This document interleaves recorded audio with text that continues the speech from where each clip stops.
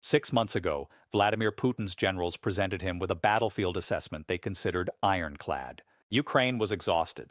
Western political will was fracturing. The ammunition pipelines were thinning. And most importantly, the one category of hardware that could fundamentally alter the ground equation, heavy, long-range, precision-capable systems that could strike deep into Russian logistics and deny Moscow the rear area sanctuary it depended on, was still being withheld by the one European nation whose industrial capacity made it matter most. Germany was not going to move. That assessment was wrong, and the consequences of that miscalculation are now arriving on Ukrainian soil in steel and fire. Welcome to States News. If this is your first time here, subscribe and turn on notifications because what we do on this channel is not repeat what the headlines say. We dig into what the headlines mean, and the strategic logic, the weapons specifications, the political decisions, and the battlefield consequences that take weeks or months to become visible to anyone not paying close attention. Today's story has been building for 2 years, and it just broke into the open. Here is exactly what I am going to show you. Germany has committed a weapons and systems package to Ukraine that represents the single largest qualitative shift in European military assistance since the full-scale invasion began. I am going to walk you through precisely what has been transferred, why each component changes the battlefield calculus in ways that are not immediately obvious from the headlines, how this package addresses the specific vulnerabilities Russia has been exploiting across the eastern and southern fronts, and why Putin's strategic planning, built on assumptions about European hesitancy that held firm for nearly 3 years, has just encountered a variable it cannot absorb without fundamental consequence. By the time we are done, you will understand why military analysts in Moscow, Washington, and Brussels are all looking at the same map right now and reaching very different conclusions about what the next 12 months look like. To understand why Germany's decision carries weight that no other European nation's commitment could replicate, you need to understand what Germany actually is within the architecture of European defense. Start with the industrial foundation. Germany is home to Rheinmetall, the defense manufacturer that produces the Leopard 2 main battle tank, the Lynx infantry fighting vehicle, the RCH-155 self-propelled howitzer, and an expanding portfolio of artillery ammunition, armored vehicles, and precision munitions that covers virtually every category of ground combat system that Ukraine needs. Rheinmetall is not simply a contractor. It is, in the assessment of the International Institute for Strategic Studies published in their 2024 Military Balance Report, the single most consequential defense industrial actor in continental Europe for the specific categories of equipment relevant to high-intensity ground warfare. When Germany decides to supply Ukraine, it is not making a political gesture. It is opening a tap connected to the deepest relevant reservoir on the continent. Then there is the political dimension.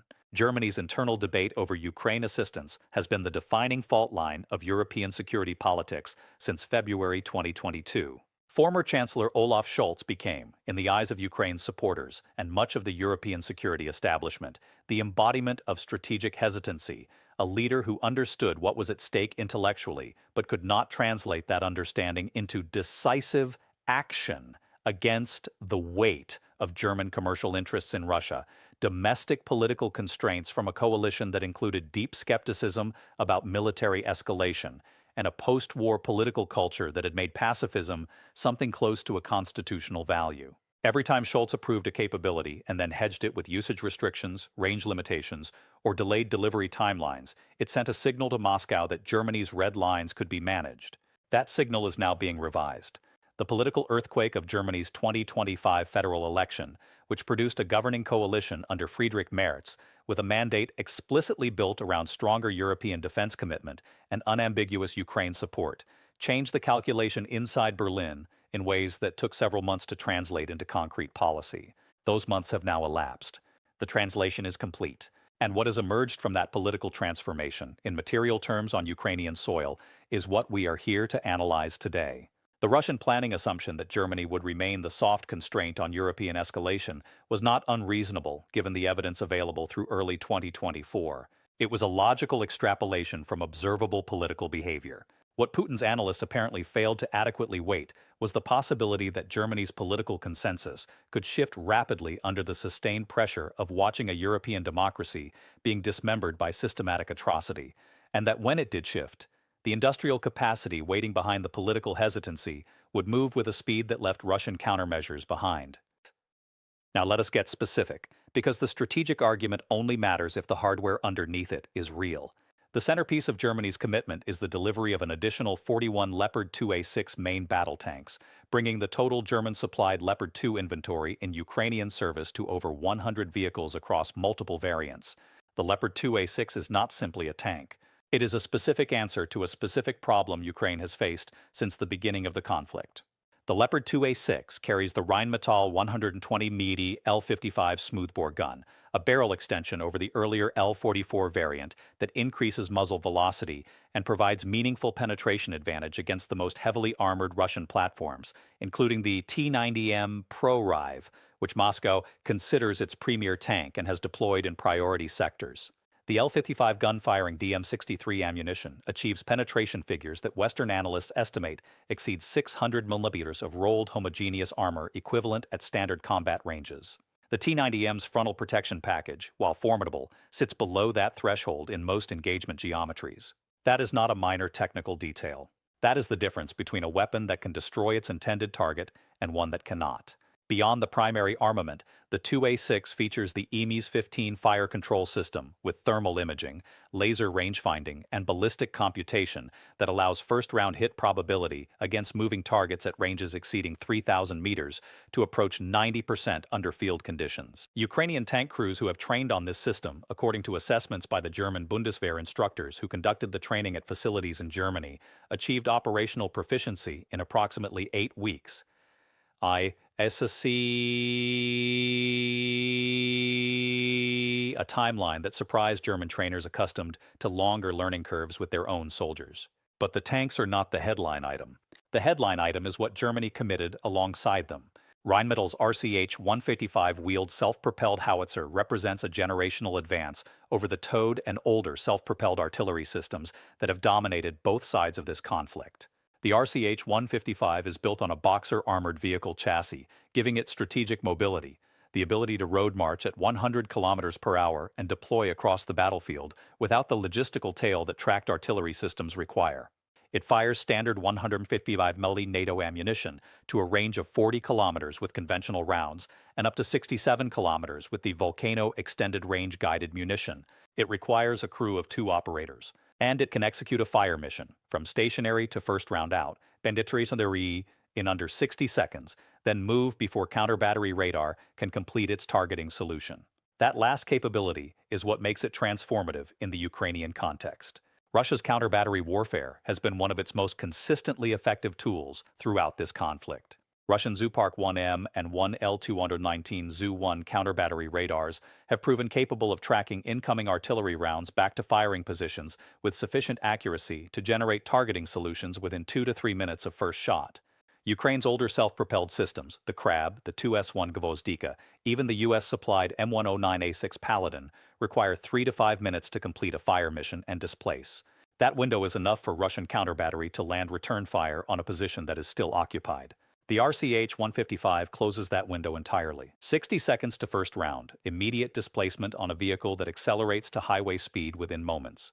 By the time Russian counter-battery radar has completed its track and generated a targeting solution, the RCH-155 is already a kilometer away and moving.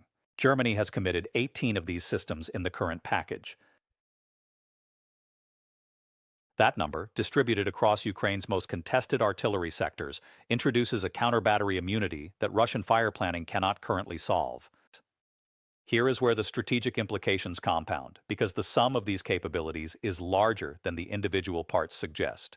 Russia's operational model in eastern Ukraine has been built around a specific assumption about the depth of safety its rear area logistics enjoy. Russian ammunition depots, fuel storage facilities, command nodes, and troop concentration areas have been positioned at distances calculated to place them beyond the reliable engagement range of Ukrainian artillery available at the time those positioning decisions were made. Distances of 40 to 55 kilometers from the front line were considered a sanctuary zone, far enough back to be safe, close enough to support forward operations with acceptable logistics burden.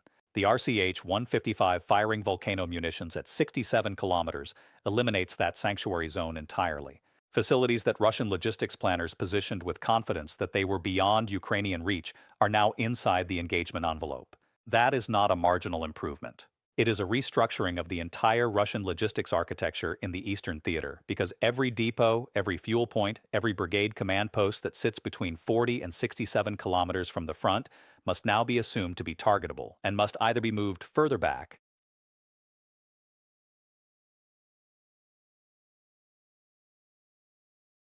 extending the logistics chain and degrading operational tempo,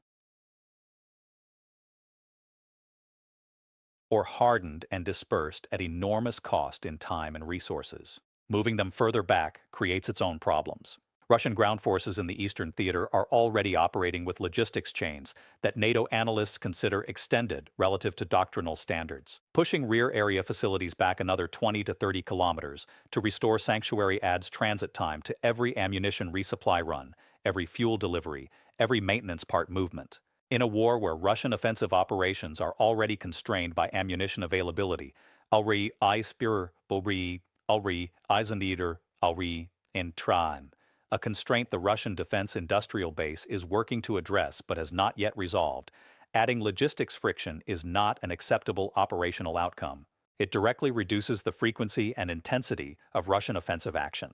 This is the mechanism through which Germany's commitment translates from hardware specifications into strategic consequence. It does not win the war in a single engagement. It degrades the system that has been sustaining Russian offensive capacity, progressively and persistently, across every sector where these systems are deployed.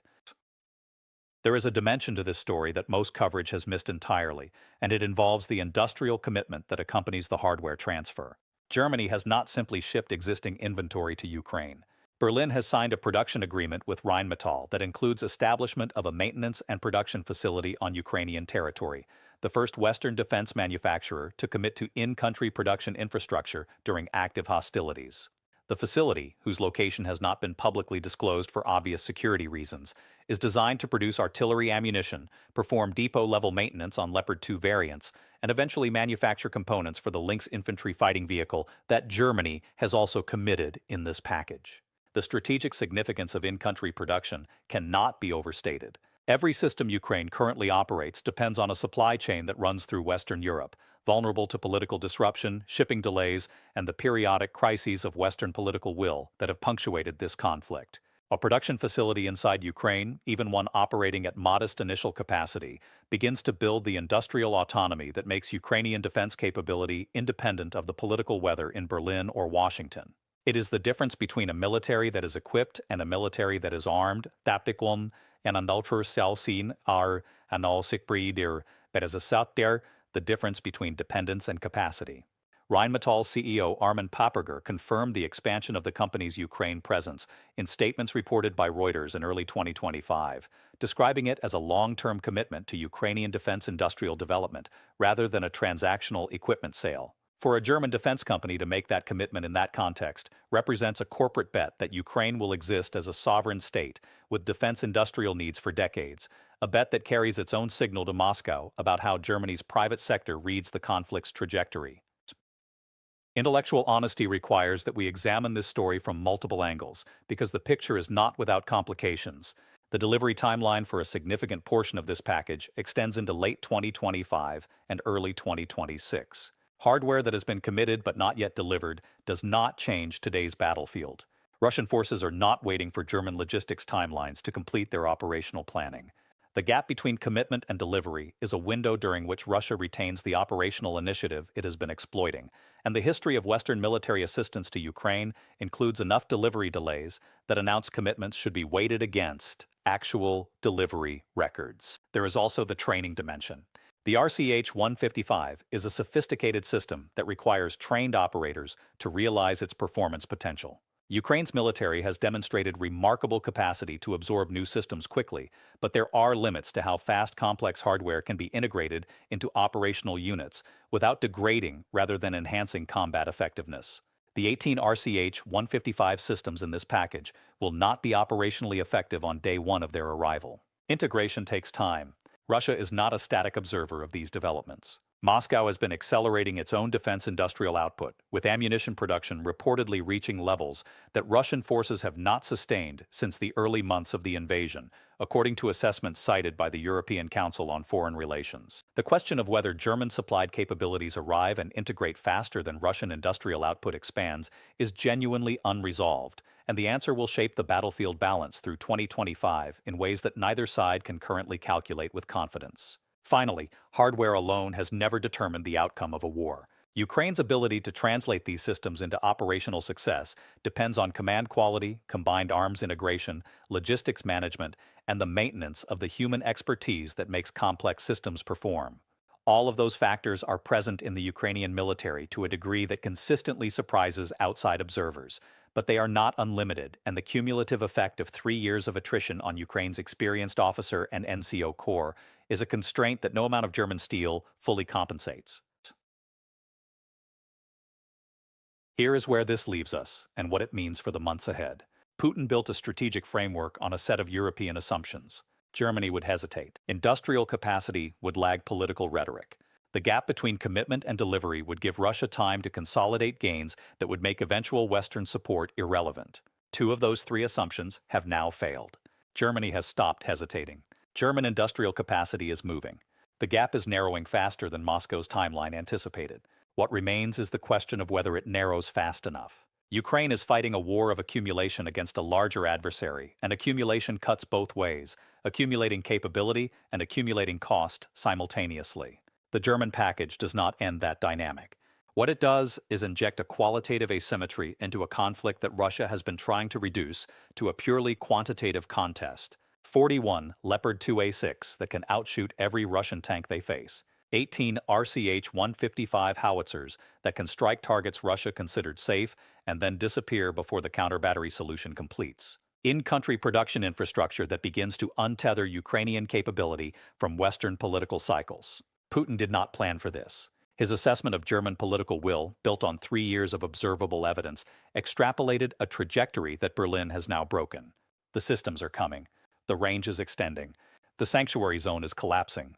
And Russia faces a choice it has been trying to avoid since February 2022, adapt to a qualitatively superior opponent with a deepening industrial relationship with Europe's largest economy, or continue a strategy built on assumptions that no longer hold. That is not a choice that gets easier with time, and Germany just made sure of it. Stay subscribed. The delivery timelines, the battlefield integration, and Russia's response to this shift are all stories we will be tracking closely as they develop. This channel will be here when they do.